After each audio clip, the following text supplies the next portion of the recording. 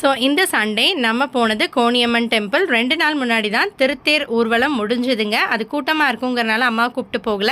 So இன்றைக்கி எல்லோரும் போய் கோணியம்மனை கும்பிட்டு வந்துடலான்னு போனோம். ஸோ அந்த தேருக்காக போட்டிருந்த வழி எல்லாமே அப்படி இருந்தது. பட் கூட்டம் கம்மியாக இருந்தது. லக்கிலி பாருங்கள், நல்லாவே சாமி தரிசனம் பண்ணியாச்சு. ஸோ சாமி தரிசனம் பண்ணிட்டு வளையல் பாருங்களேன் எவ்வளோ அழகாக கட்டி போட்டிருந்தாங்க எல்லா சாமிக்கும். ரொம்பவே அற்புதமாக இருந்ததுங்க. ஸோ ஸ்தல விருட்சம் பார்த்திங்கன்னா நாகலிங்க பூ மரம்ங்க. இதுதான் வந்து ஆதிமூல அம்மனுங்க. இதுதான் வந்து மூலஸ்தான அம்மன். ஸோ என்னோடய ஃபேவரட் முருகனை கும்பிட்டுட்டு பாருங்கள், வீடு வேணும் இல்லை குழந்தை வேணும்லாம் வேண்டுதல் வேண்டி கட்டியிருக்காங்க.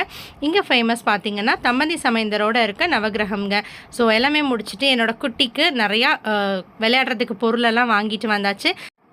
ஸோ அவனே அவனோட விளையாட்டு ஜாமான்லாம் செலக்ட் பண்ணுற அளவுக்கு வளர்ந்துட்டே வராங்கிறது தெரிஞ்சது இன்றைக்கி தான் எனக்கு.